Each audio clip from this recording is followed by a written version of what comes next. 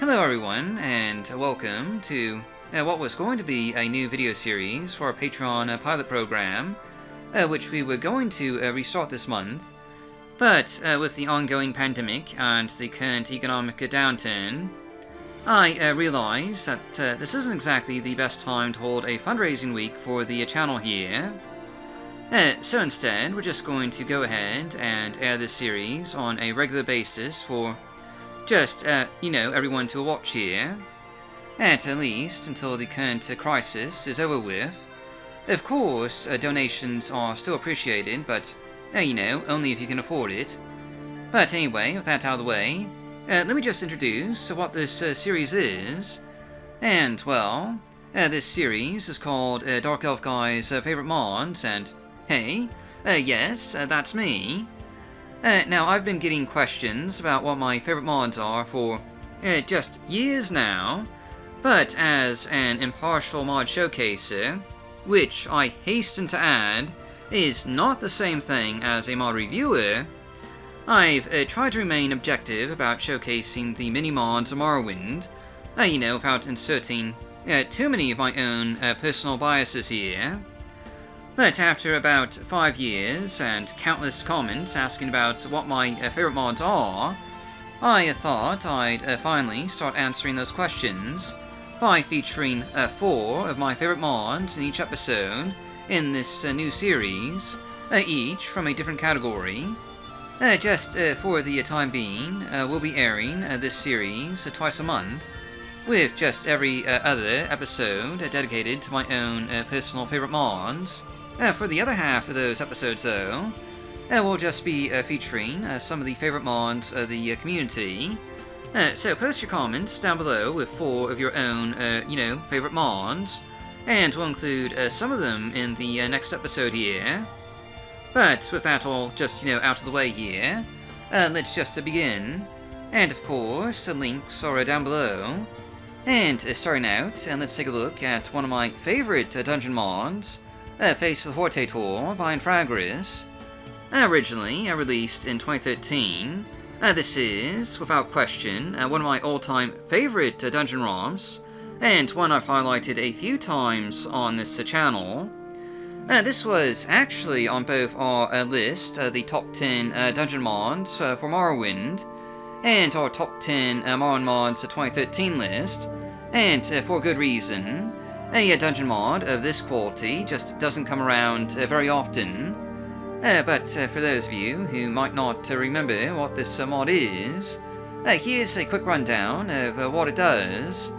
It adds a new cavern to the Malagama region, an ongoing excavation by a band of rogue treasure seekers looking for the face of the Hortator, a legendary Daedric helmet thought to have belonged to Nerevar, lost in a buried and forgotten temple in these hostile wastelands. This is a fairly large dungeon, including just multiple different sections here, tons of foes for you to face, and a decent, but not overpowering, amount of loot.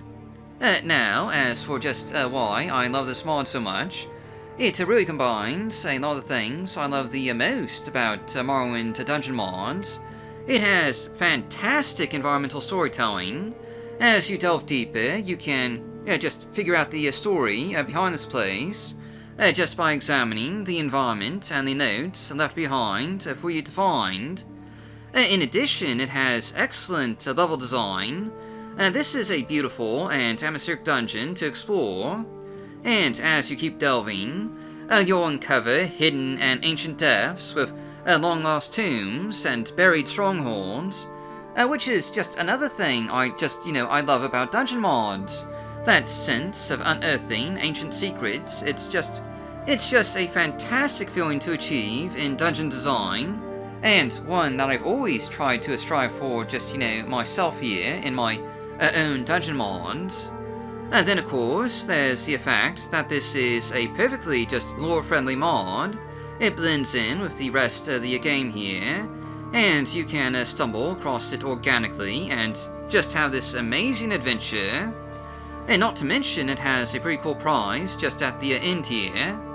Face of the Hortator has everything I look for in a dungeon mod, and it's one that is pretty much just a permanent part of my save game, hence why it's one of my favorites and a mod that I can easily just recommend to everyone here. Next up, we're taking a look at one of my favorite gameplay mods, and it's a rather recent release too, QuickLoot By Mort. Now I know we've covered this mod a fair bit already, but I can't stop singing praises for this amazing mod. It has just utterly transformed looting in Morrowind, and I haven't been able to play without it since it was released in January of 2019. Most of you are probably already familiar with it, but if you need a refresher, QuickLoot is a mod that adds the Fallout 4 looting system to Morrowind, allowing you to loot items from containers without, actually having to open any menus, including the quick selection and looting of a specific item, as well as just looting everything from a container or corpse. The ability to just see the items in a container and to loot them on the fly is just absolutely fantastic, and there's probably no real need for me to explain why this is one of my just all-time favorite mods. It's probably pretty self-evident by just how amazingly convenient this mod is. I really don't think I can go back to looting things the old way. I can safely say that I'm pretty much dependent on QuickLoot now, and there is no way I'm ever, going back to the old way of doing things. It is a permanent part of my save game, and I'm going to live with it until I die, I think. Just bury me with it. It is amazing. And if, for some reason, you don't have this mod yet, you really should just check it out already. But moving on to a more obscure category, let's take a look at one of my favorite house mods, Xen-Arien's Manor by Xen-Arien. Released way back in 2003. This might seem like an odd choice as a favorite house mod. After all, it is a bit on the older side, and it does have some just minor issues with modern graphics replaces, and it also has just a few minor mod cleaning issues just as well here.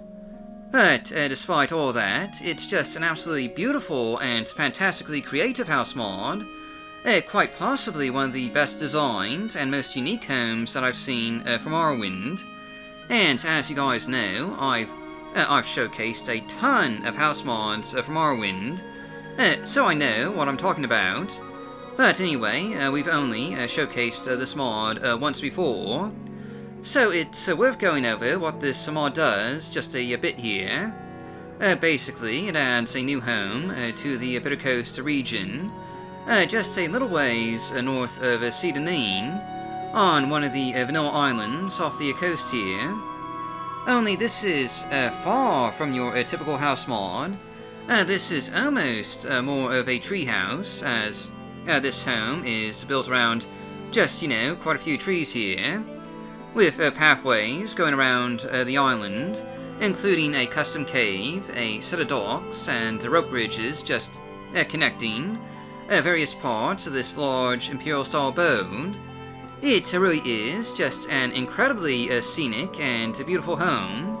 I mean, I could probably spend half an hour just flying about the exterior here, and that's a large reason of why this is one of my favorite mods.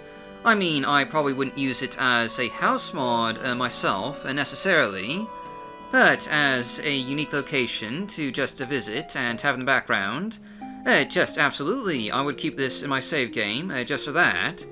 As a modder, I have to admire the creativity and design here, and this is perhaps one of those cases where a mod just appeals to me more because of the modder in me than the player, as again, this is just an older mod, and probably won't be to, everyone's taste when it comes to house mods.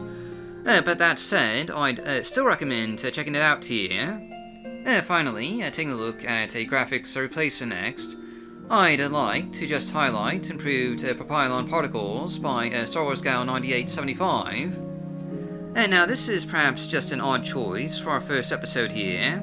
particularly compared to the other mods on this list here. After all, this is a fairly small mod that isn't really earth-shattering, and doesn't really have a huge impact on gameplay, but all the same, I absolutely love it. And basically, it replaces the particle effects associated with the Dunmiri Propylon chambers with something just a bit more modern, and, in my opinion, just a lot more magical. You may remember that the original particle effects in these chambers were a bit of a performance hog, at least back when Morrowind first came out, and were basically just two streams of particles over the Propylon teleporting platform itself here.